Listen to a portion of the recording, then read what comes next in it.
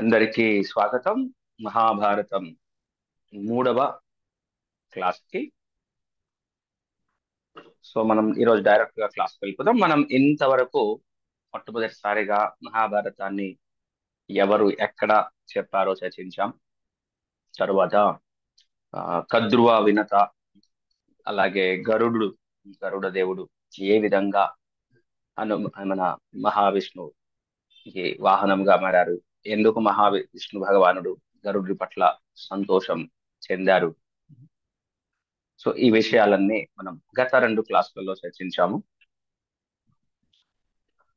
So ఈ రోజు మనం మహాభారతంలోకి వచ్చినట్లయితే ఆది పర్వంలోనే మనం ఉన్నాము. ఇంకా కొన్ని క్లాసులు ఆది పర్వంలోనే ఉంటాము. సో త్రిలోకాధిపత్యము, 3 లోకాలలో కూడా ఆధిపత్యము కావాలి అని దేవతలు, అసురులు ఎప్పుడు కొట్టుకుంటేవారు. అప్పుడు ఇప్పుడు ఎప్పుడు అది నడుస్తూనే ఉంటుంది. దేవతలకి రాక్షసుల మధ్య అది ఎప్పుడు జరుగుతూనే ఉంటుంది. అయితే దేవతలు బృహస్పతిని, రాక్షసులు అసురులు శుక్రాచార్యుల్ని గురువుగా స్వీకరిస్తారు.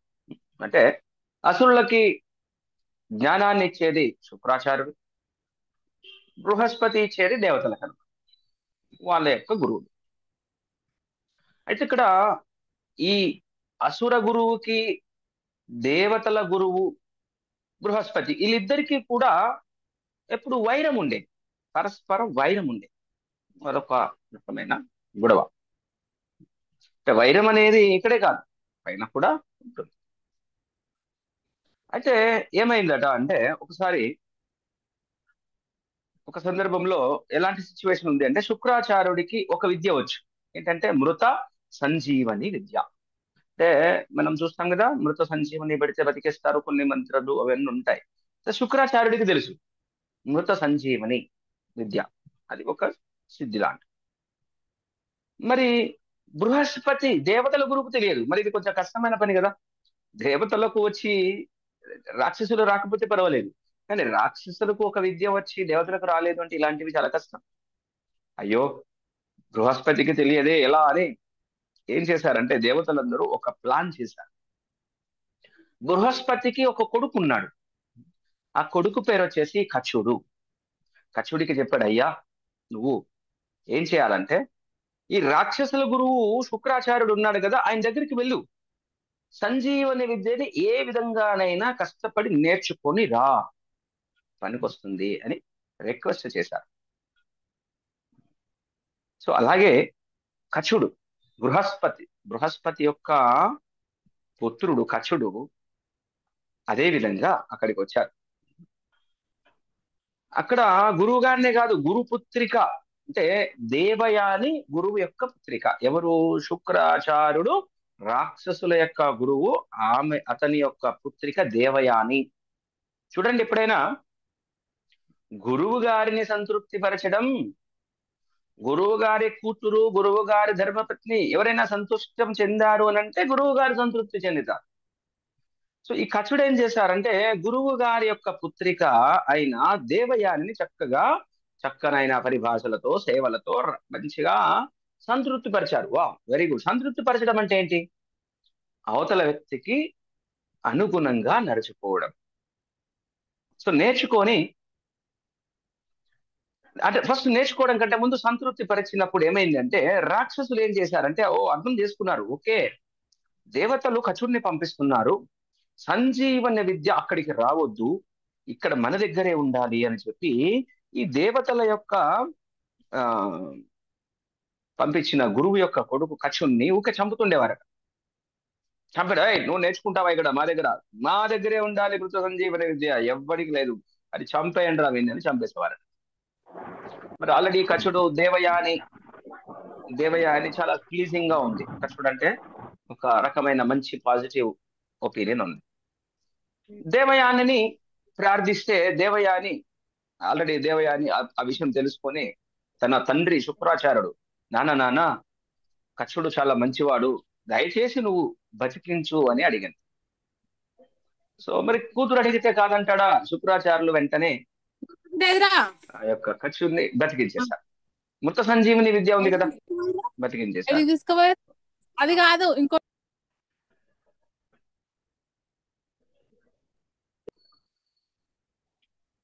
సో బతికించేశారు. అలా ఎన్నిసార్లు అయినా అలాగే చేస్తున్నారు, బతికిస్తున్నారు. ఇలా అలాదని ఒకరోజు ఏం చేశారంటే, రాక్షసులు కచుడిని చంపేసి శరీరాన్ని బూడిద చేసేసారు. బూడిద బూడిద చేసేసి ఆ బూడిదని మద్యం, సురాపానం అంటాం కదా, ఇక్కడ మద్యం అంటాం కదా, ఆ మద్యం సురాపానంలో కలిపారట ఆ మద్యాన్ని. ఆ సురాపానం కలిపి ఆ మద్యాన్ని గురువు గారైన శుక్రాచార్యుడికి తాపిచ్చారట. చూడండి రాక్షసులు ఎలా ఉంటారు, అసురులు అలాగే ఉంటాయి కదా, అసురుల లక్షణాలు. గురువు గారికి తాకిచ్చేశారు. పొట్టలోకి పోయాడు. పొట్టలో ఉన్నాడు ఇప్పుడు కచుడు. ఆ పొట్టలో కచుడు ఆయన పరిస్థితిని చెప్పుకున్నాడు. గురువుగారు, నేను లోపల ఉన్నాను, నా పరిస్థితి ఏంటి, నేను రాలేకపోతున్నాను, నువ్వు బయటకు వచ్చి అంటే నేను రాలేకపోతున్నాను. ఓకే సరే, లోపలే ఉన్నావు కదా, మృత సంజీవని విద్య ఇప్పుడు నువ్వు నీకు నేర్పిస్తా. అక్కడ లోపల ఉండే నేర్చేసుకున్నాడు. ఈ మృత సంజీవని విద్య తీసుకొని స్వీకరించి నా పొట్టని చీల్చుకొని బయటకు వచ్చేసేయి అన్నారట. మరి చూడండి, మరి గురువు అప్పుడు అంత శక్తి. నువ్వు నా కొడుకుతో సమానం, పొట్ట చీల్చుకొని బయటకు వచ్చేసాయి. అలా చెప్పేశారట. వెంటనే మృత సంజీవని విద్య నేర్పించేసి బయటికి రమ్మనగానే వెంటనే అది నేర్చుకొని ఆ యొక్క ఆ విద్యను వాడుకొని బతికేసి బయటకు వచ్చేసాడు, పొట్ట చీల్చుకొని. బయటకు వచ్చిన తర్వాత కూడా అలాగే 1000 సంవత్సరాలు శుక్రాచార్యుని దగ్గరే ఉండి గురువు గారికి సేవ చేశారు, చక్కగా సంతృప్తి పరిచారు. ఒకరోజు ఏమైంది అంటే, గురువు గారి యొక్క పుత్రిక ఎవరు, దేవయాని. శుక్రాచార్యుల యొక్క పేరు, కూతురు పేరేంటి, దేవయాని. ఈ దేవయాని ఈ యొక్క కచుణ్ణి సంప్రదించి, కచుణ్ణి నన్ను పెళ్లి చేసుకో అని చెప్పింది. మరి ఆల్రెడీ గురువు గారు నువ్వు నా యొక్క కొడుకుతో సమానం అన్నాడు. అమ్మా, నువ్వు నాకు సోదరితో సమానము, గురువు గారు నా తండ్రితో సమానము, నేను ఎలా పెళ్లి చేసుకుంటాను, నేను చేసుకోను, దయచేసి నన్ను మన్నించు అని చెప్పాడు కచుడు. మరి కోపం వచ్చింది దేవయానికి. ఇంతకుముందు కచుడండి ఇష్టమే, మంచిగా సేవ చేశాడు, ఇప్పుడు పెళ్లికి తిరస్కరించింది కదా, కోపం వచ్చేసి. మరి మీరు నాకు తెలుసు కదా, దేవతలు ఎప్పుడైనా కోపం వస్తే ఏం చేస్తారు, శపిస్తారు. నువ్వు నన్ను పెళ్లి చేసుకోమంటే తిరస్కరించావు, కాబట్టి నేను శపిస్తున్నాను, నువ్వు నేర్చుకున్న సంజీవన విద్య పని చెయ్యదు, సంజీవన విద్య పని చేయదు అని కోపంతో శపించి పడేసి. మరి ఆయన కచుడు ఓకే పర్వాలేదు, పని చేయకపోతున్నాయి, కానీ నాకు పని చేయకపోవచ్చు, కానీ నేనెవరికైతే నేర్పిస్తానో అది వాళ్ళకు పని చేస్తుంది అని చెప్పుకుంటూ వెళ్ళిపోయాడట. నా దగ్గర నేర్చుకుంటారు. ఇప్పుడు దేవతలు సక్సెస్ అయిపోయారు కదా, దేవతలు, ఈ కచుడు ఏం చేస్తాడు, మిగిలిన దేవతలకి నేర్పిస్తాడు. ఆ దేవతలు చక్కగా ఆ విద్యను వాడుకుంటూ మిగిలిన వాళ్ళని ఒకళ్ళొకళ్ళు బతికించుకుంటూ వస్తారు. ఆ విధంగా చక్కగా ఆ కచుడు ఆ యొక్క విద్యని నేర్చుకొని వచ్చి ఇచ్చారు. అలా ఓకే, అలా ఒక సంఘటన జరిగిపోయింది. ఒకరోజు ఏమైందట, ఇంద్రుడు దేవతలతో కలిసి అలా వెళుతూ ఉన్నాడు అసురులపై దాడి చేయడానికి. మరి ఇలాంటి పరిస్థితులు ఉన్నప్పుడు ఎప్పుడు దేవతలకి రాక్షసులకి ఎప్పుడు కూడా ఈ ఫైటింగ్ అనేది ఉంటూనే ఉంటుంది. సో ఇంద్రుడు అలా ఆకాశ మార్గంలో వెళ్తున్నప్పుడు ఏమైందంటే, స్త్రీలు జలకాలాడడం చూశాడు, జలకాలాడడం చూశాడు. మరి ఇంద్రుడు వాయు రూపంలో చాలా రహస్యంగా ఏం చేశాడంటే, మన కృష్ణయాలని అనుకరించాడులేండి ఇంద్రుడు. కృష్ణుడు ఏం చేస్తాడు, అటు ఇటు చేసి ముద్ద చేశాడు కదా, అటు ఇటు పట్టేశాడు కదా. ఇక జలకాలు చేస్తున్న ఈ స్త్రీలు అన్ని బట్టలన్నీ కుప్ప కుప్ప చేసి పడేశాడట ఇంద్రుడు. దానికి ఏదో కారణం ఉంటుంది, మనకు తెలియదు.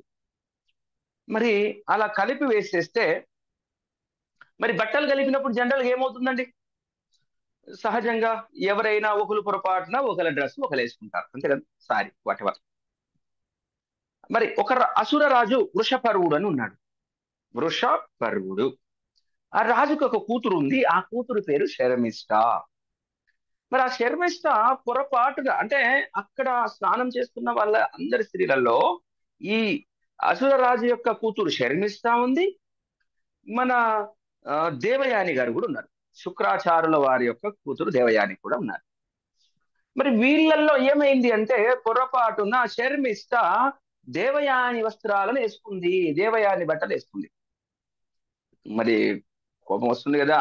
మరి కోపాన్ని జయించడం అంటే అంత తేలిక కాదు. దేవతలకి ఏం కోపము, రాక్షసులకి దేవులకి ఏం కోపం ఏం తగ్గదు. అంత తేలిక కాదు. కేవలం భక్తులు, శుద్ధ భక్తులే ఆ స్థాయికి ఎదుగుతారు.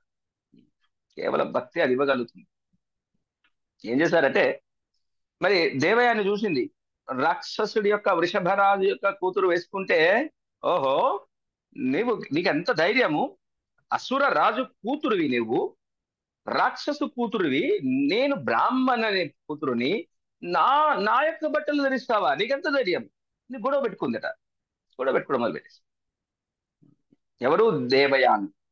బ్రాహ్మణుని కూతురునే నువ్వు అసురుడి రాక్షసుని యొక్క కూతురువి, ఎలా నా వస్త్రాలు వేసుకుంటావు ఆర్గ్యుమెంట్ చేసింది.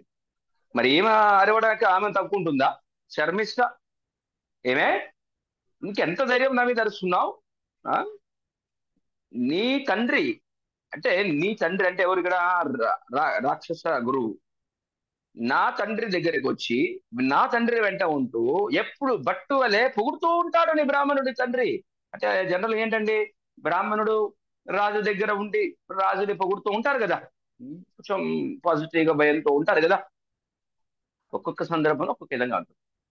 అలాంటి బ్రాహ్మణుడు నా తండ్రి దగ్గర ఉండి పొగుడుతూ ఉండే నీ తండ్రి బ్రాహ్మణుడు నన్నే అంత బంటంటావే అని ఇద్దరు ఆర్గ్యుమెంట్ పెట్టుకోవడం. నీకెంతటి గర్వమే, చీర మార్చినందుకు ఎంత గర్వమా అని ఆర్గ్యుమెంట్ పెట్టుకుంటున్నాడు అని శర్మిష్ఠ అనింది. ఇంక మరి శర్మిష్ఠ ఆ మాట నాకేమో దేవయానికి కోపం వస్తుంది కదా.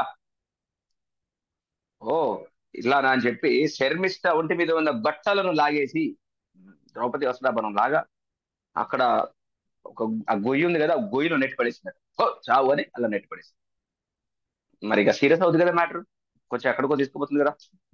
సో ఈమె శర్మిష్ఠను అందులో నెట్టేసి, సారీ, ఈ యొక్క కోపంతో శర్మిష్ఠ దేవయాని అందులో పడేసి వెళ్ళిపోయింది. దేవయాని ఇప్పుడు రాక్షసుడి యొక్క గురువు శుక్రాచార్యుల యొక్క కూతురు దేవయాని ఇప్పుడు గోతిలో పడింది. సో ఈమె వెళ్ళిపోయింది, అందరూ వెళ్ళిపోయారు. సో ఆ యొక్క మార్గము గుండా యయాతి అనే ఒక మహారాజు ఉండేవాడు.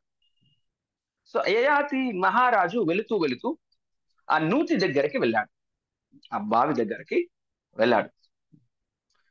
అక్కడ అరే ఇక్కడేదో మాట వినబడుతుంది, ఇక్కడ ఏదో స్త్రీ ఉంది అని చెప్పి, అందమైన స్త్రీ ఏమని చూశాడు. ఎవరు, నీవెవరివి అని అడిగాడు. ఆమె చెప్పింది, నేను శుక్రాచార్యుడు ఉన్నారు కదా వారి యొక్క కూతురుని, దయచేసి నన్ను బయటికి తీయండి అని రిక్వెస్ట్ చేసింది ఆమె. ఎవరు, దేవయాని. యయాతి ఓకే, బ్రాహ్మణ కన్య, చక్కగా వెంటనే తీసుకొని బయటకు వదిలేసి ఓకే అని సెలవు తీసుకొని వెళ్ళిపోయాడు యయాతి రాజు. మరి దేవయానికి మరి కోపం అవుతుందా? దేవయానికి కోపం వచ్చింది. ఇంకా దాసిని పిలిచి, నువ్వు వెంటనే వెళ్ళి వృషపర్వ మహారాజు రాజ్యములో నేను అడుగు పెట్టను అని నా తండ్రికి చెప్పు. మరి ఎవరు, శుక్రాచార్యుడు తండ్రి. మరి తండ్రి అలా చెప్తే తండ్రికి తల కోపం వచ్చేది. వెంటనే ఇలా జరిగింది అని శుక్రాచార్యులు విన్నాక వృషపర్వని కొలువు, ఆ యొక్క రాజ్యం నడుస్తుంది కదా, ఆ యొక్క రాజ కొలువు అక్కడికి వెళ్ళి కోపంతో వెళ్ళాడు అసుర రాజు. శుక్రాచార్యులు వెళ్ళి ఏమంటున్నారంటే, ఏ రాజా, నేను వెళ్ళిపోతున్నాను, నేను ఇక నీ రాజ్యంలో ఒక్క నిమిషం కూడా ఉండను, నేను వెళ్ళిపోతున్నాను అన్నాడు. మరి వృషపర్వుడు అన్నాడు, అయ్యా నమస్కారం గురువు గారు, గురుదేవా, ఎందుకు మమ్మల్ని విడిచి వెళ్తున్నారు, దయచేసి మమ్మల్ని విడిచిపెట్టి వెళ్ళవద్దు అని ప్రార్థయపడుతున్నాడు. ఓకే, ఎప్పుడైనా ఒక వ్యక్తికి కోపం వచ్చినప్పుడు ఏం చేయాలి? శాంతించాలి. గురువు గారు ఇక్కడ చూసి తెలుసుకోవాలి. నేను రాజుని, ఏమి నువ్వు బ్రాహ్మణుడు అయితే, నువ్వు గురువు అయితే నాకేంటి లెక్క, నువ్వు కాకపోతే నాకు 10 మంది గురువులు ఉన్నారు, నేను ఇంకో గురువును పట్టుకుంటా, అలా కాదు కదా. ఈరోజు అలాగే ఉంటుంది. నాకు 100 మంది గురువులు ఉన్నాడు, నువ్వు కాకపోతే వాడు, వాడు కాకపోతే వాడు, 100 మంది ఏపా. నో నో నో, అది ఎప్పుడు కాదు. గురువులంతా ఒకటే, అందరినీ అది ఒక కళ. సో ఏమంటే శాంతింపజేశారు. అప్పుడు శుక్రాచార్యులు శాంతింపజేసిన తర్వాత, సరే అదే అప్పుడు శాంతించకపోతే ఏం జరుగుతుంది?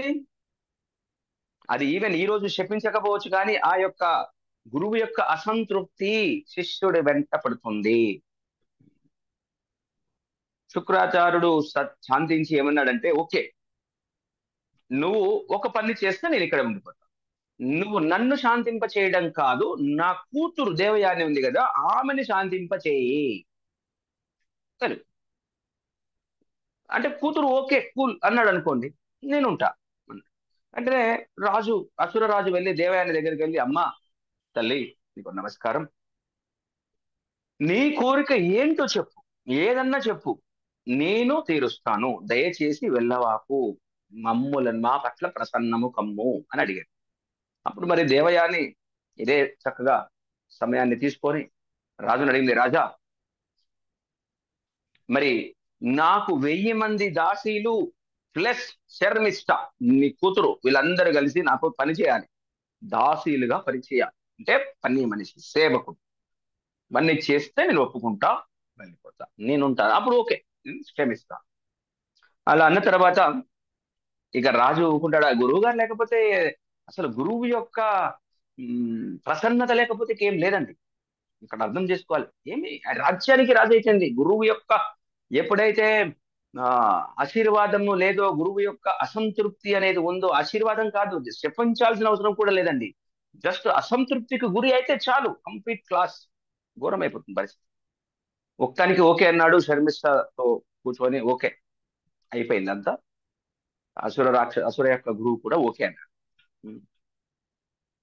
మరి ఇది ఇంతవరకు సరిపోయింది. ఇప్పుడు ఏమైంది? ప్రజెంట్ వరకు చూస్తే ఈ యొక్క 1000 మందితో దాసీలతో శర్మిష్ట దాసిగా పనిచేస్తుంది దేవయాని దగ్గర, అంటే రాజు కూతురు బ్రాహ్మణుడి కూతురు దగ్గర పనిచేస్తుంది.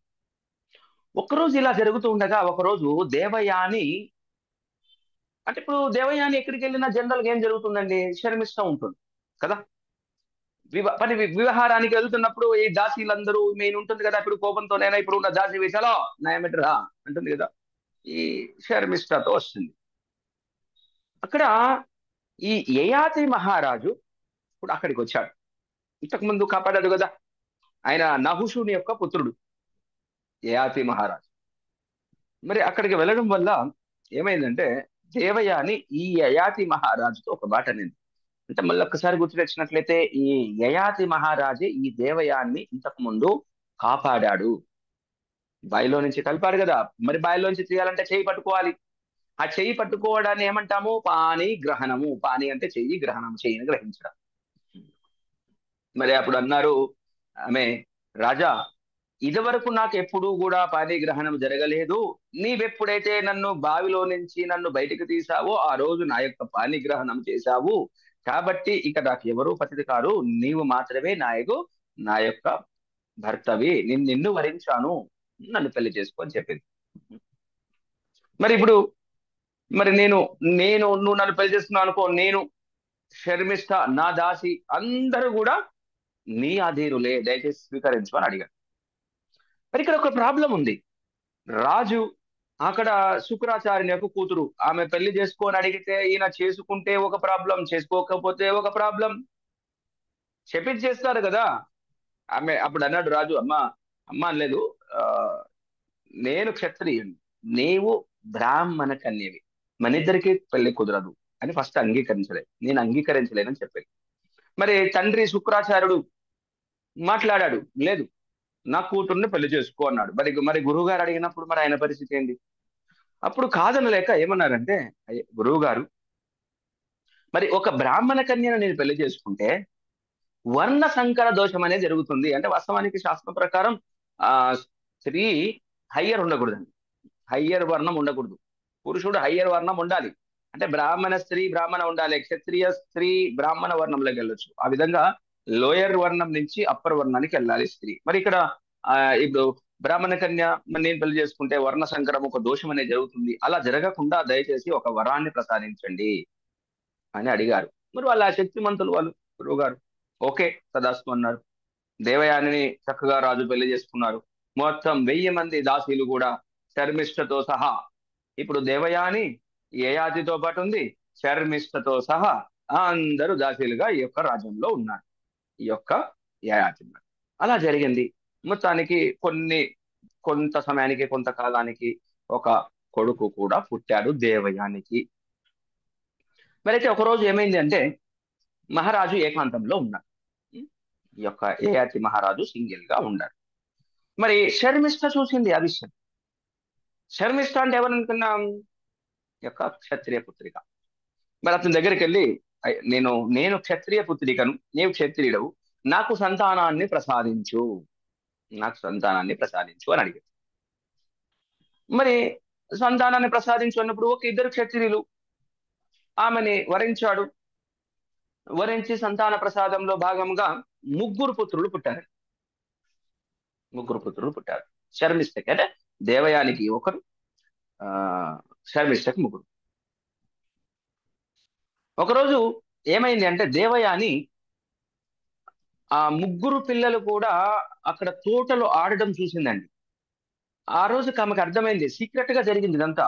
ఓ, యయాతి మహారాజు నన్ను పెళ్లి చేసుకోవడమే కాకుండా ఈ దేవయాని అనుకుంటుంది శర్మిష్ఠను కూడా పెళ్లి చేసుకున్నాడు. శర్మిష్ఠ ద్వారా ముగ్గురు పిల్లల్ని కన్నాడు. నన్ను మోసం చేశాడు అని కోపంతో ఉండిపోయింది. నేను ఇక్కడ ఉండను, వెళ్ళిపోతాను, కోపంతో వెళ్ళిపోయింది. మరి అసురరాజు కూతురికి కోపం వస్తే ఇంకేమన్నా చాలా కష్టం కదా. రోధిస్తూ శుక్రాచార్య దగ్గరికి వెళ్ళిపోయింది. అంటే కోపం వచ్చింది. నానా, నీ అల్లుడు నాకు చెప్పకుండా ఇంకొక దాన్ని పెళ్లి చేసుకున్నాడు, ముగ్గురు పిల్లల్ని కన్నాడు, నేను వెళ్ళను అని అన్నాడు. తండ్రి కోపం వచ్చింది. వెంటనే యయాతి రాజుతో, ఏ రాజా, నీవు ధర్మాన్ని ఉల్లంఘన చేశావు, నా కూతుర్ని భయపెట్టావు, నా కూతుర్ని బాధ పెట్టావు. వెంటనే గురువు కోపం వస్తే ఏం జరుగుతుంది? ఇక శపించేశాడు. ఏమని శపించాడు? వెంటనే, నీకు శాపం ఇస్తున్నాను, ఏ యయాతి, నువ్వు వెంటనే వృద్ధుడవైపో, ముసలివాడివైపో అని శపించేశాడు. మరి వెంటనే యయాతి మహారాజు టెన్షన్ లో నన్ను క్షమించే అని ప్రాధేయపడ్డాడు. ఎప్పుడైనా ఇది కామనే కదా, కోపం రావడం, శపించడము, అందులో క్షమించమని అడగడం, క్షమించమన్న తర్వాత ఆ యొక్క శాపాన్ని కొంతవరకు ఉపశమనం కలిగించాడు. సరే, ఓకే, కోపంలో శపించేశాను. అప్పుడు ఆ యొక్క శాపాన్ని కొంచెం సడలింపు చేశాడు యయాతి మహారాజు. ఏమన్నారంటే రాక్షస గురువు, ఓకే, నీవు ముసలివాడి, ఏమంటే ముసలివాడు అయిపోయాడుగా, నీ యొక్క ముసలితనాన్ని ఎవరికైనా ఇచ్చే ఫెసిలిటీ ఇస్తున్నాను, ఎవరికైనా నీ పుత్రులకి ఇచ్చేసి, ఎవరైనా తీసుకున్నారంటే నీ ముసలితనం అతనికి పోతుంది, అతని యవనము నీకు బిడ్డ వచ్చేస్తుందని వెసులుబాటు ఇచ్చాడు. మరి ఇప్పుడు కొడుకులలో ఎవరో ఒకరు యాక్సెప్ట్ చేయాలి. సర్లే, ఏదో ఒకటి అనుకొని యయాతి మహారాజు తన మొదటి పుత్రుడిని పిలిచాడు. ఆయన, ఏదు, నాకు యవ్వనం కావాలనుంది, ఇంకా నాకు సంతృప్తి కలగలేదు, కాబట్టి నా ముసలితనాన్ని నువ్వు తీసుకో, నీ యవ్వనాన్ని నాకు ఇస్తే 1000 సంవత్సరాలు హ్యాపీగా ఎంజాయ్ చేసి మళ్ళీ నీకు ఇచ్చేస్తాను, నీ యవ్వనం నీకు ఇచ్చేస్తాను, ఎంజాయ్ చేయి. మరి ఫెసిలిటీ అప్పుడు ఉంది, మనం ఇప్పుడు చేయలేం కదా, మనం చేయలేం. మరి కొడుకు పోయి మొదటిసారి కొడుకు, నో సారీ 1000 సంవత్సరాలు నేను ముసలోడుగా ఉండడం ఏంటి, కుదరదని వెళ్ళిపోయాడు. మరి తండ్రి కోపం వచ్చింది. యయాతి మహారాజు, మూర్ఖుడా, ఏమి పుత్రుడివి నువ్వు, నీకు రాజ్యాన్ని పరిపాలించే అర్హత లేదు, వెళ్ళిపో అని ఎల్లగొట్టేశాడు. తర్వాత రెండో కొడుకు దుర్వాసుడు పిలిచాడు, ఏ పుత్ర, ఇదే మాట అడిగాడు, నా ముసలితనం తీసుకొని యవనాన్ని ఇస్తావా అంటే, నేను ఇవ్వను. అక్కడ కూడా కోపం వచ్చింది, శపించేశాడు. ఒరే మూర్ఖుడా, నీ వంశం ఇక మీదట ముందుకు సాగదు, వెళ్ళిపో, నువ్వు ఇక్కడ నీతోనే లాస్ట్ అన్నాడు. అలా ఇద్దరు కొడుకులకు ఇచ్చాడు. తర్వాత శర్మిష్ఠకు ఒక కొడుకు ఉన్నాడు, ఆయన దుహ్యువుని పిలిచి అడిగాడు. అదే మాట అడిగాడు. అతను కూడా మూడోసారి ఆయన కూడా సారీ, నేను ఇవ్వలేను అన్నాడు. ఆయనను కూడా శపించేశాడు. యయాతి మహారాజ్, రేయ్, నీవు ఎడ్లు, గొర్రెలు, ఏనుగలు, రథాలు, పల్లకీలు, గాడిదలు కూడా లేకుండా నావలు మాత్రమే తిరిగే ప్రాంతాలలో నివసించు అన్నాడు. ఇదొక విచిత్రమైన శాపం కదా. ఏం చెప్పించాడు?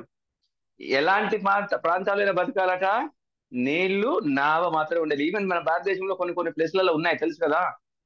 ఎలా ఉంటుందంటే అక్కడ మీ గీకిళ్ళు కూడా పోవు, నావ ఎక్కి అటు పోవాలి. అలాంటి పరిస్థితుల్లో బతుకు. అంటే అప్పుడు పరిస్థితుల్లో నీకు ఏ గుర్రాలు కూడా ఎక్కలేదు, నువ్వు పడవెక్కే పోవాలి, ఎటు పోయినా పడవెక్కే పోవాలి, అంటే ఎటు చూసినా నీళ్ళే ఉంటాయి. అలాంటి ప్లేస్ లో బతుకని చెప్పించాడట. మరి అలా చెప్పించి ఆ తర్వాత పుత్రుడు ఇంకొక పుత్రుడు కూడా నాలుగోసారి కూడా అందరూ అలాగే చెప్పించి అందరూ అలాగే తిరస్కరించారు. ఇంకొక పుత్రుడిని అయితే నీ నీ సంతానం నీకు పుట్టబోయే సంతానం అంతా కూడా యవ్వనంలో చచ్చిపోతారని చెప్పించారు. కోపం చూడండి అది ఎలా ఉందో చూడండి. కోపము పుత్రులు అనేది ఉండదు, ఏది ఉండదు, కోపం అనేది అలా చేస్తారు కదా, శపించేశారు. ఇక చివరిగా పూరుని అని కొడుకున్నాడు, ఆయన పిలిచాడు, పుత్ర నాకు యవ్వనం ఇంకా కావాలనుందిరా, నీ యొక్క యవ్వనం నాకు ఇచ్చి నా యొక్క మురుసులను తీసుకో, నేను నీకు వెనక్కి ఇచ్చేస్తాను 1000 సంవత్సరాల తర్వాత అన్నాడు. వెంటనే అంగీకరించాడండి పూరుడు. పూరుని ఆనందంగా తండ్రి అన్నాడు, రేయ్ నీ యొక్క నీ యొక్క ఈ ఈ అంగీకారానికి నేను చాలా సంతోషపడుతున్నాను. నేను నీకు వరం ఇస్తున్నాను, నీ ప్రజలు భవిష్యత్తులో ఎప్పుడు కూడా చక్కగా ఆనందముగా ఉంటారు అని ఆశీర్వదించేశారు. వెంటనే శుక్రాచార్యుని నమస్కారం చేసి నా కొడుకు ఒప్పుకున్నాడు అని చెప్పి ఈ ముదుసలితనాన్ని కొడుకు ఇచ్చేసి కొడుకు నుంచి ఆ యొక్క యవనాన్ని తీసుకున్నాడు. చూడండి ఎక్కడి నుంచి ఎక్కడికి వచ్చింది. మొత్తానికి యయాతి ఆ విధంగా యవనాన్ని గ్రహించాడు. ఇప్పుడు ముదుసలం పోయింది, ఏమంటారు ముద్దు సలి, ఓల్డ్ ఏజ్ కొడుకు ఇచ్చేసాడు, యంగ్ ఏజ్ కి వచ్చేసాడు. సో యవ్వనము తీసుకున్న తర్వాత ఇష్టం ఉన్నట్లు భోగించసాగాడు, కానీ ధర్మాన్ని మాత్రం అతిక్రమించలేదు.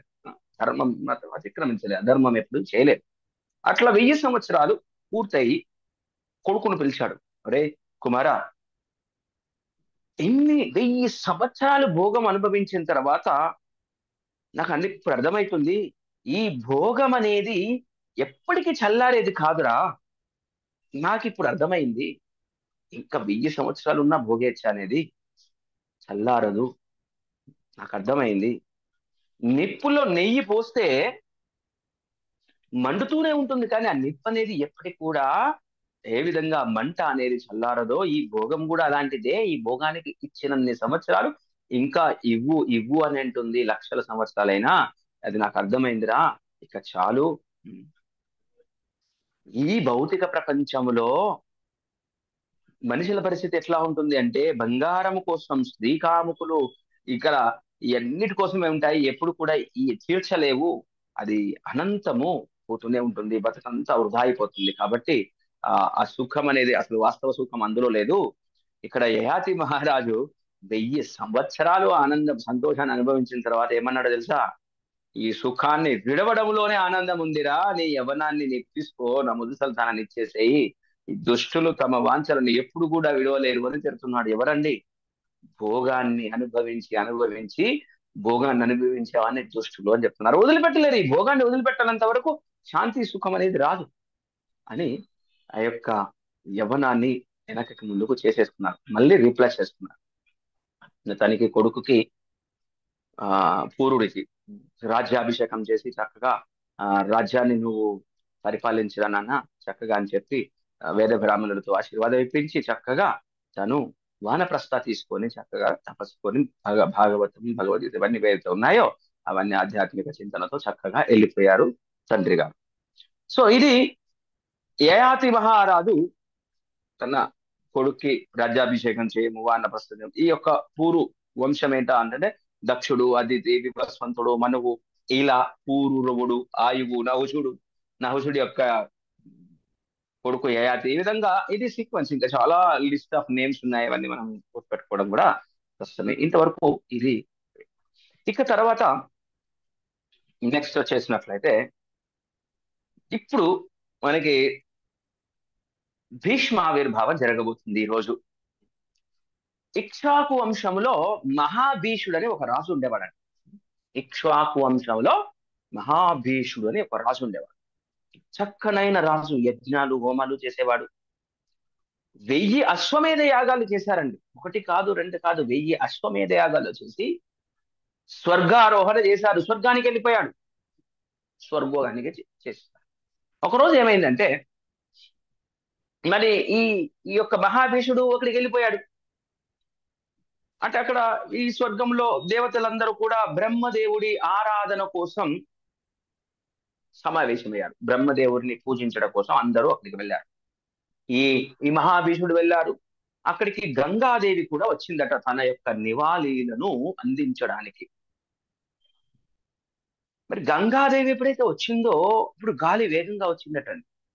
గంగాదేవి రాగానే గాలి వేగంగా వచ్చింది. మరి ఆ గాలి వేగంగా వచ్చినప్పుడు ప్రవేశించినప్పుడు ఆ గంగాదేవి యొక్క పైట కొంగు తొలగిపోయిందట కొంతవరకు. మరి అక్కడ సభలో ఉన్న వాళ్ళందరూ కూడా మర్యాదతో తలదించుకున్నారు. కానీ ఈ మహాభీషుడు అనే రాజు ఉన్నాడు చూసారా, ఆయన మాత్రం ఆ అలాగే చూస్తున్నాడట. కొంచెం మర్యాద అనేది లేకుండా అలాగే చూస్తున్నాడట. గంగాదేవి యొక్క అందాన్ని మరిచిపోయాడు, మర్యాద. మరి మరచిపోయినప్పుడు మరి అలాంటి పెద్దవాళ్ళు, బ్రహ్మదేవుడు తండ్రి సమానం, తండ్రి ఉన్నారు అక్కడ. అలా ఉండడం కాదు, బ్రహ్మదేవుడికి కోపం వచ్చింది. ఏ మహాభీష, ఇది ఇలాంటి మర్యాద కలిగిన సభలో నీవు ఇలా చేయడం తప్పు. నువ్వు వెంటనే భూలోకంలో మానవుడిలా జన్మించు.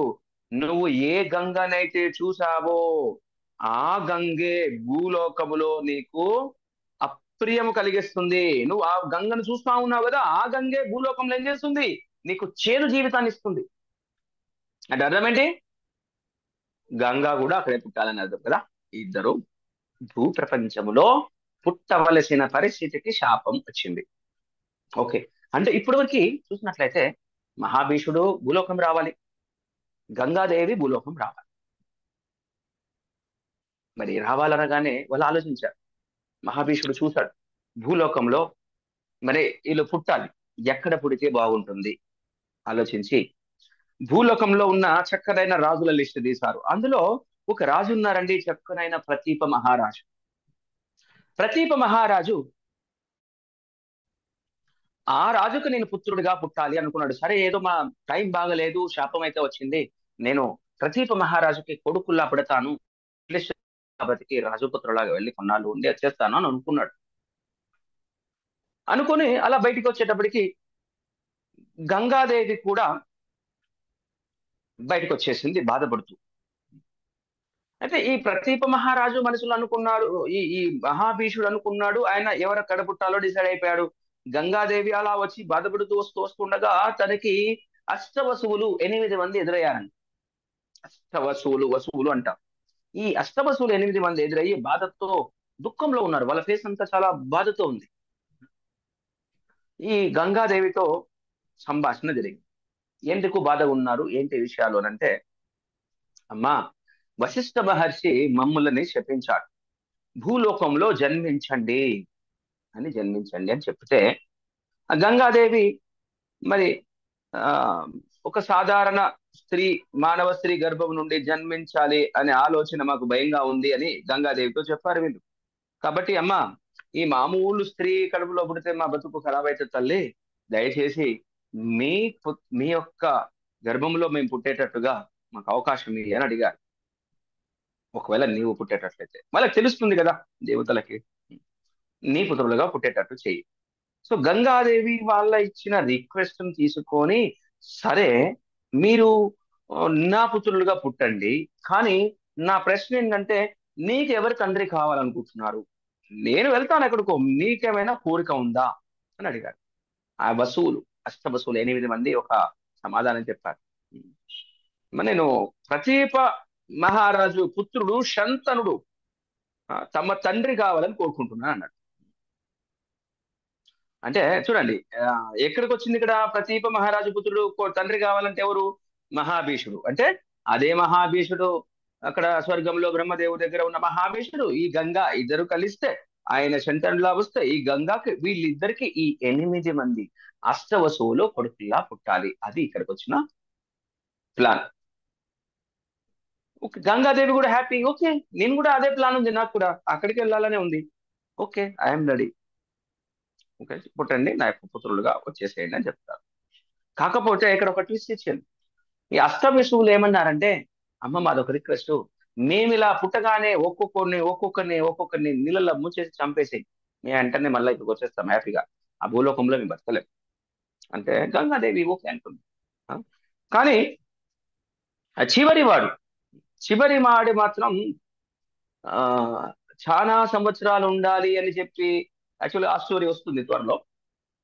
గంగాదేవి ఏమంటుందంటే, అయ్యా మరి నేను భూలోకంలో నేను సరే ఒకరి భార్యగా పుట్టినప్పుడు ఈ యొక్క దాంపత్య జీవితం అనేది వ్యర్థం కాకూడదు కదా, ఒక్క పుత్రుడైనా ఉంటే బాగుంటుంది కదా, అందరినీ అలా చంపడం కుదరదు, కనీసం మొక్కలనైనా ఆపుతాను అని చెప్తే వాళ్ళు కూడా సరే అంటారు. ఎందుకంటే వాళ్ళకి కావాల్సింది కూడా అదే. వాళ్ళు ఓకే అంటారు. సరే అలాగే చేయమ్మా. ఆ ఎనిమిదవ వాడికి మీ అందరం 8 మంది అంటే మా అందరు మిగిలిన 7 మంది కూడా ప్రతి ఒక్కళ్ళము మాలో 8వ భాగం శక్తి అతనికి ఇస్తున్నాము, భూలోకంలో అతనికి ఎదురే లేదు, మేము ఇచ్చేస్తున్నాము. కాబట్టి ఈ విధంగా ఓకే అని వీళ్ళందరూ అగ్రిమెంట్ చేసుకున్నారు. గంగాదేవి అంటే అగ్రిమెంట్ అంటే మన భాషలో చెప్తున్నాను సరదాగా, అండర్స్టాండింగ్ వచ్చారు. సో గంగాదేవి అంగీకరించింది, వాళ్ళు ఎవరి మార్గాన వాళ్ళు వెళ్ళిపోయారు. ఒక రోజు ఏమైందంటే హరిద్వార్ లో ప్రతీప మహారాజు అక్కడ తపస్సు చేస్తూ ఉన్నాడు. ఎవరి ప్రతీప మహారాజు? మహాభీషుడు స్వర్గంలో అలా శాపం తీసుకున్న తర్వాత అనుకున్నాడు కదా, నేను పోయి పుట్టబోతే ఈ ప్రదీప మహారాజు కొడుకులాగానే పుట్టాలి అని. ఆయనే అనమాట హరిద్వారంలో. ఎందుకంటే తపస్వి, ఆయన రాజు తపస్వి, మంచి ఆ ధార్మికుడు కాబట్టి అతను తీసుకున్నాడు. సో ఈయన తపస్సు చేస్తూ ఉన్నాడు. తపస్సు చేస్తూ ఉంటే గంగాదేవి వచ్చి చక్కగా అందమైన స్త్రీ రూపంలో వచ్చి ఈ ప్రతీప మహారాజు యొక్క కుడి తొడ మీద కూర్చుందండి. తపస్సు చేస్తున్న ఈయన మీద కుడి తొడ మీద కూర్చుంది. మహారాజు ఆశ్చర్యపోయాడు. ఏ సుందరి, ఏంటి నీ ఉద్దేశం? ఎవరు నీవు? ఎందుకు ఇలా కూర్చున్నావు? గంగాదేవి అనింది. అది గంగాదేవికి తెలుసు అక్కడ పెళ్లి కాదని. జనరల్ గా స్త్రీ కుడి తొడ మీద కూర్చుంటే కూతురు కొడలు వరుస, లెఫ్ట్ అయితే వైఫ్. అందుకనే శాస్త్రంలో లెఫ్ట్ సైడ్ ఉండాలంటారు కదా.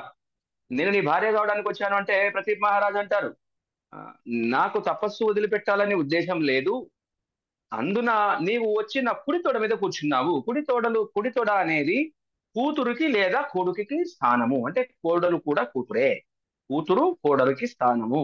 ఎడమ తొడ మాత్రమే భార్యకి స్థానము. కాబట్టి నీవు సరే, నువ్వు కోడలు స్థానముగా నా భవిష్యత్తులో పుట్టబోయే కొడుక్కి నువ్వు భార్య అవుతావు అని చెప్పారు.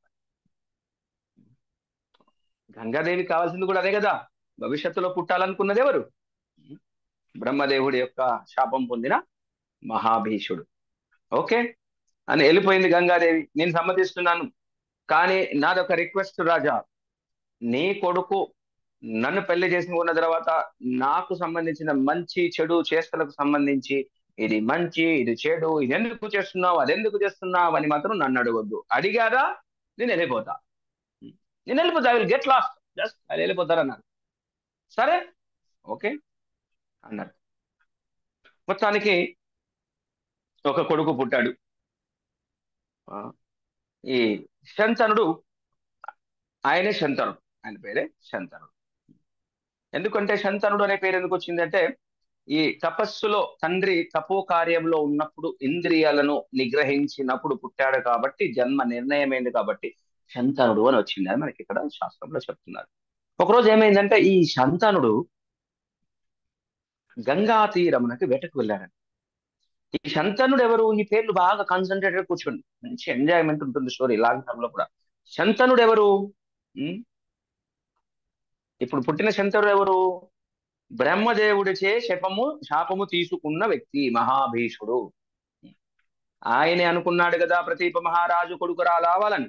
ఇప్పుడు ఒక రోజు ఏమైంది, వేటకు వెళ్ళాడు. అక్కడ వేటకు వెళ్ళినప్పుడు ఒక అందమైన స్త్రీని చూశాడు, ముగ్ధుడైపోయాడు. ఎవరమ్మా అని చూస్తే ఇక్కడ చూశారు కదా, వాస్తవానికి ఆమె గంగా. ఇతను తెలియదు.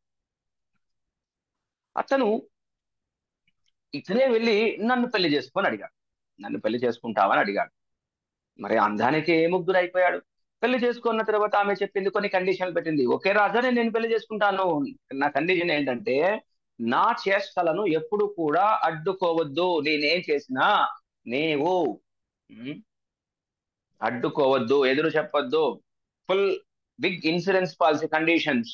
ఏది చెప్పినా నువ్వు కఠినంగా కూడా మాట్లాడొద్దు, తిట్టొద్దు, అది ఏ విధంగా కూడా తిట్టొద్దు. ఎందుకు చేసావు, అది ఎందుకు చేసావు, అలా ఎందుకు వెళ్తున్నావు, అది ఎందుకు చేసావు, ఇది ఏది అడిగినా కానీ నేను వెంటనే వెళ్ళిపోతాను, అదే రోజు లాస్ట్ మన బంధం అన్నారు.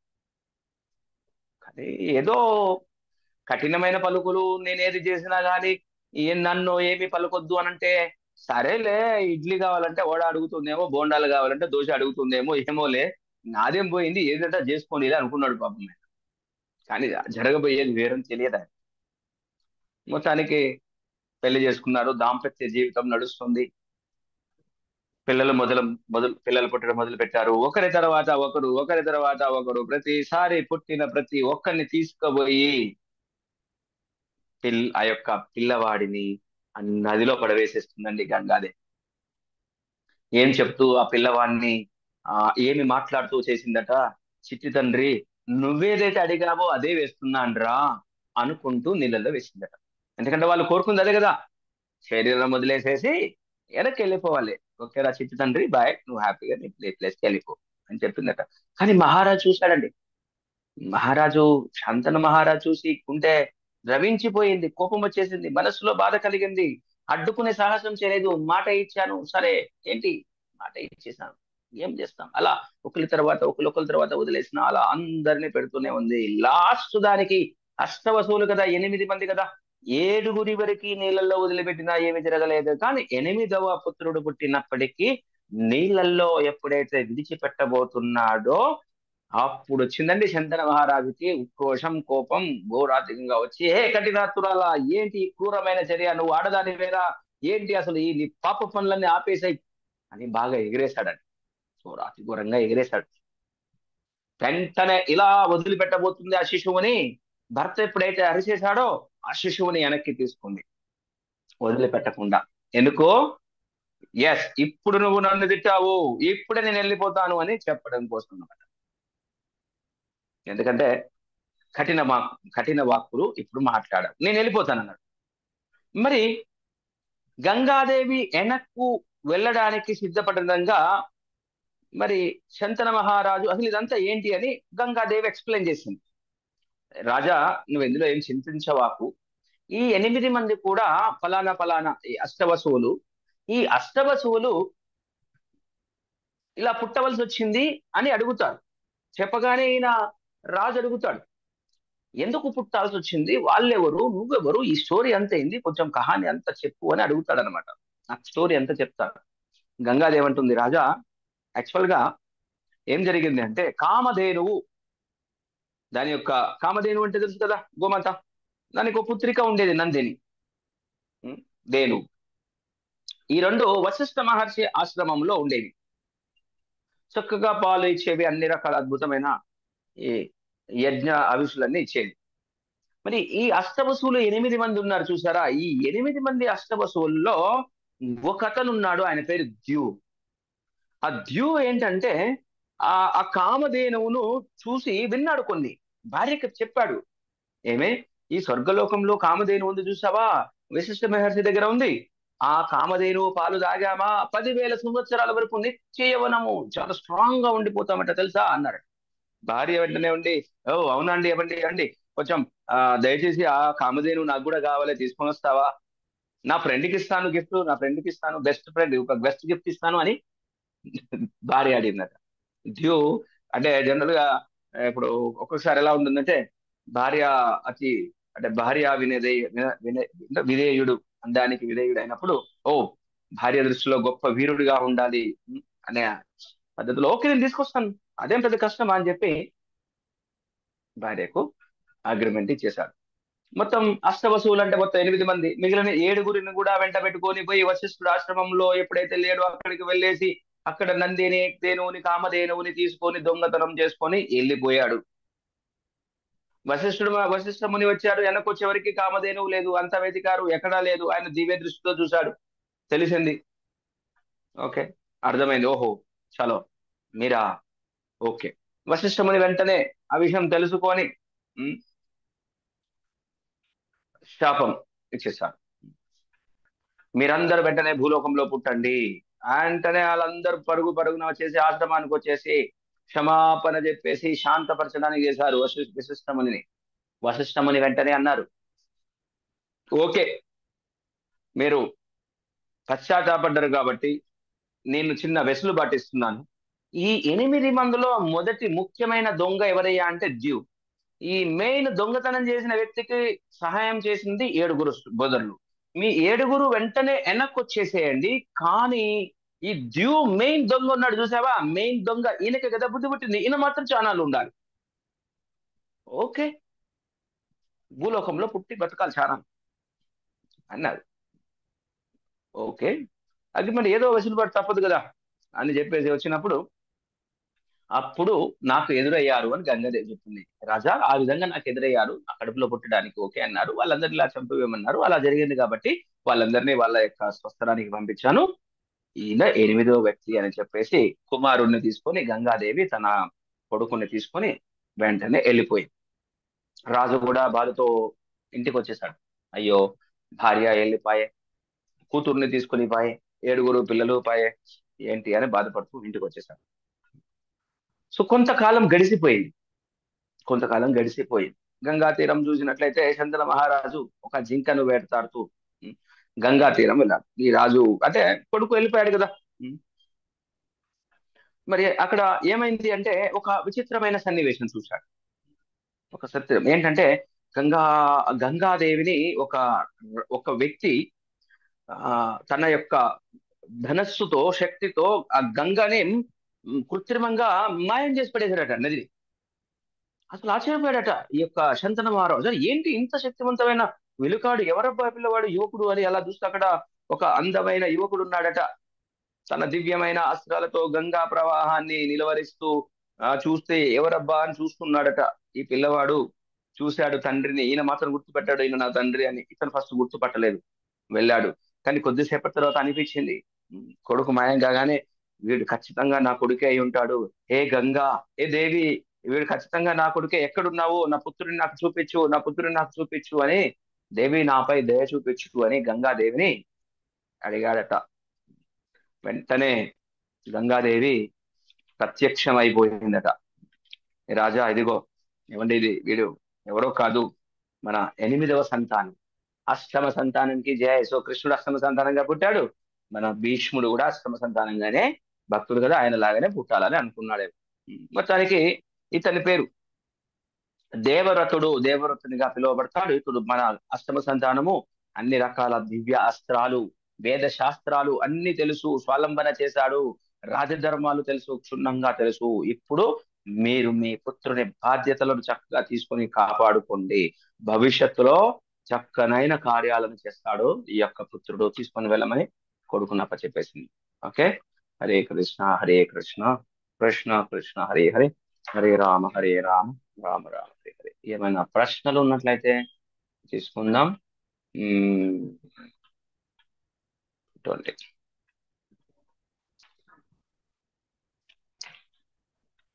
వాయిస్ అయితే క్లియర్ గా ఉంది కదా.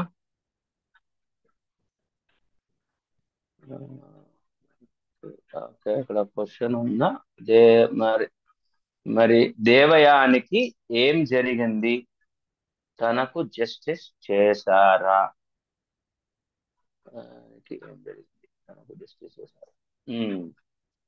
దేవయానికి దేవయానికి ఏమైంది? ఫస్ట్ ఆమె శర్మిష్ఠని బానిసగా చేసుకుంది. ఇక్కడ ప్రశ్న ఏంటంటే, ఒక ప్రశ్న మనకి క్వశ్చన్ వచ్చింది, దేవయానికి జస్టిస్ చేశారా అంటే ఎక్కడ జస్టిస్ అని అంటే, ఇక్కడ ప్రశ్న ప్రకారం నాకు అర్థమైంది ఏంటంటే, అంటే మరి ఇంకొకరిని పెళ్లి చేసుకున్నాడు కదా, కోపం వచ్చింది కదా అని, అదేనా, అదే జస్టిసా మీది అనేది? ఒకవేళ అదే అయితే ఫస్ట్ అక్కడ ఏమైంది, చెప్పించి పెళ్లి చేసుకున్న తర్వాత రెండో భార్యని చెప్పించేశారు కదా, మళ్ళీ భార్యను తీసుకొని వచ్చినట్లే అంతే కదా. వయసు ఇచ్చేశారు. ఇప్పుడు అప్పుడు క్షత్రియులకి ఆ, భార్యలు ఎంతో మంది ఉండేవారు. ఫస్ట్ ఇంకొకళ్ళు చేసుకున్నప్పుడు కోపాన్ని చూపించడమే తప్ప తర్వాత చేసేది ఏమి ఉండదు. మాత్రం వాస్తవానికి శాస్త్ర ప్రకారం క్షత్రియులకి మల్టిపుల్ వైఫ్స్ ఏమంటాం, ఎక్కువ మంది భార్యలు పర్మిషన్ గ్రాంటెడ్. కాకపోతే ఆమె చాలా కోపం వచ్చింది, మామూలుగా అయితే చేసేస్తారు, చేసుకుంటారు. మరి గురువు యొక్క పుత్రిక కదా, అసుర బ్రాహ్మణ పుత్రిక కదా, కొంచెం ఏదైనా నేను కోపడితే నా తండ్రి చేస్తారని కోపం, ప్రతిదానికి కోపం. ఇంతకు ముందు కూడా మొదటిసారి ఎలా కోప్పడింది దేవయాని శర్మిష్ఠ మీద, ఏమే నువ్వు యొక్క రాక్షస పుత్రుడికవి, నా బట్టలు వేసుకుంటావని కోపం వచ్చింది. అంటే కొంచెం ఆ కోపం అనేది ఆమెలో ఉంది. వాస్తవానికి అందుకోసమే ముందే చెప్పాడు, ఇవన్నీ కుదరవు, నువ్వు బ్రాహ్మణ పుత్రికవి, నేను క్షత్రియుని, అని కుదరవు అంటే కూడా ఒప్పుకోలే, పెళ్లి చేసుకుంది. మరి అయినా అదే కోపంతో ఉన్నది. కాబట్టి క్షత్రియుడు ఎన్ని వివాహాలైనా చేసుకోవచ్చు, అది శాస్త్రం అప్పుడు. ఈ రోజు పరిస్థితి వేరు. ఓకే, ఈ రోజు అనేది చట్టం అనేది వేరే ఉంది, అప్పుడు రాజ్యం అనేది ఉంది. ఓకే, జస్టిస్ అంటే ఏంటి? జస్టిస్ అందరు కలిసే ఉంటారు, భర్తతోనే ఉంటారు, అదే జస్టిస్. ఆమె కోపమే ఇంజస్టిస్. యాక్చువల్ గా చూడాలంటే దేవయాని కోపమే ఇంజస్టిస్ అనమాట. Okay, Hare Krishna. Okay, Hare Krishna, thank you very much. మనం నెక్స్ట్ వీక్ గురువారం శుక్రవారం మహాభారతం ఇదే సమయానికి ఉంటుంది. మ్మ్. హరే కృష్ణ. ఓకే, ఆహా, ఓ అన్మ్యూట్ ఆప్షన్ తీసేస్తాను. అన్మ్యూట్. ఓకే, ఏమైనా మాట్లాడాలంటే ప్రశ్న. యమ ధర్మ విదుర కాళి. ఓకే, నిన్నటిదా? We have quiz.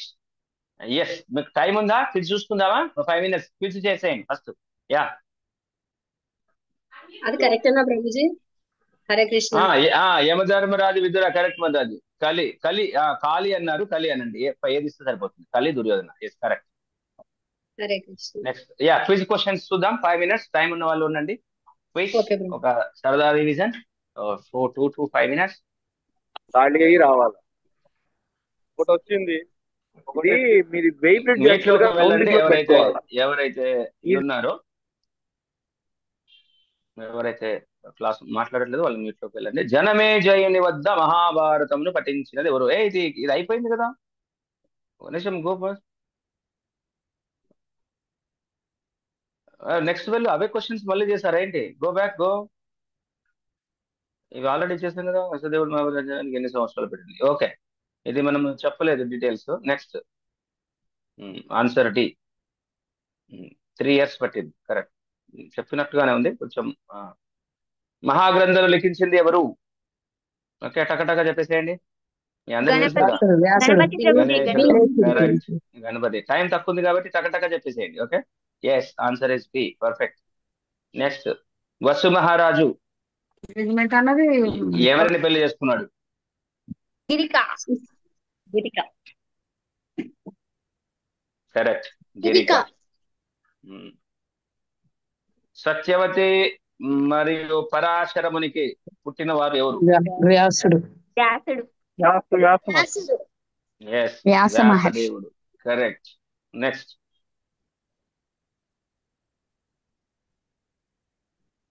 ద్వాపర యుగములో శిశుపాలుడిగా ఎవరు వచ్చారు? హిరణ్యకశిపుడు.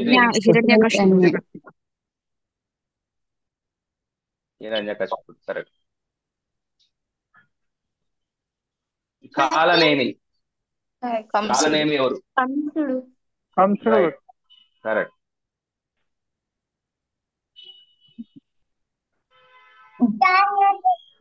అభిమన్యుడు ఎవరి కుమారుడు? సోముడు ప్రభుజీ. అందరు సోముడేనా? లాక్ చేద్దామా? రైట్, సోముడు. శకుంతల. దుష్యంతుడు ఎవరిని? దుష్యంత మహారాజు. ఎస్, శకుంతలనా? Right, answer is A. Correct. Shakuntala ఎవరి సంతానం? విశ్వామిత్రుడు.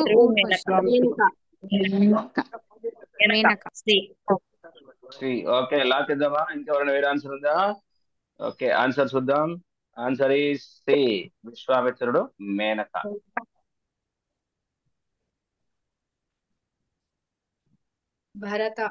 భరతుడు. దుష్యంతుడికి శకుంతలకు పుట్టిన. ఓకే, ఆన్సర్ చూద్దాం. B, answer is B. Correct, భరతుడు. నెక్స్ట్, యయాతి భార్యల పేరు? దేవయాని. శర్మిష్ఠ. రైట్. ఇట్లా క్విజ్ లో ఉండడం వల్ల కొన్ని పేర్లు మైండ్ లోకి వచ్చేస్తాయి. చక్కగా వినండి. రేపటి నుంచి కొన్ని మహాభారతం వరకు మంచి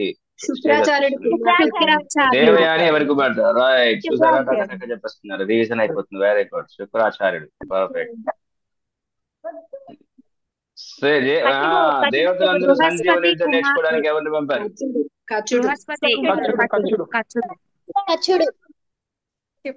కరెక్ట్, కచుడు. దేవతల గురువు ఎవరు? బృహస్పతి. బృహస్పతి దేవతల గురువు బృహస్పతి. ప్రభు కన్ఫ్యూజ్ అయ్యారా? యయాతి అండ్ శర్మిష్టకు ఎంతమంది పుత్రులు? ముగ్గురు కుమారులు. ముగ్గురు ప్రభుజీ. ఫోర్ ప్రభుజీ. కరెక్ట్, 3. యయాతి శర్మిష్టకి ముగ్గురు. యయాతి యొక్క రాజు యొక్క ముసలితనాన్ని తీసుకున్నారు కదా, ఎవరు ఆయన?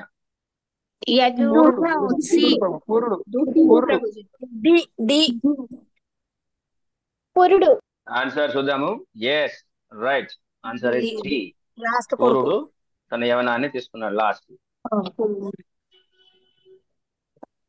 విష్ణు తండ్రి ఎవరు? శంతనుడు. మహారాజు. భీష్ముని తండ్రి. మహారాజు. కరెక్ట్, భీష్ముడికి ఇంకో పేరేముంది? రకరకాల చెప్పండి ఇక్కడ పనిలో పనిగా. Devadatta. Devavratudu. Devavratudu. Okay, right. Next అయిపోయా క్వశ్చన్స్? ఓకే. విచిత్ర వీరుడు మరియు చిత్రాంగదుడు ఎవరి కుమారుడు? శాంతను సత్యావతి. శాంతను సత్యావతి. యాక్చువల్ శంతను రావాలి, కొద్దిగా అది దూరం వచ్చి పర్వాలేదు. శంతను సత్యవతి. Correct answer Shantanu Satyavati. ఇద్దరు భార్యలు. వానవాళ్ళకి ఎంతమంది బదులు? ఇద్దరు భార్యలు, కుంతీదేవి మాద్రి. కరెక్ట్, కుంతిదేవి మాద్రి. నెక్స్ట్ అక్కడ వినిపిస్తుంది. ఎస్, అయిపోయింది. Okay, Hare Krishna, thank you very much. మనము రేపు భాగవతం క్లాస్.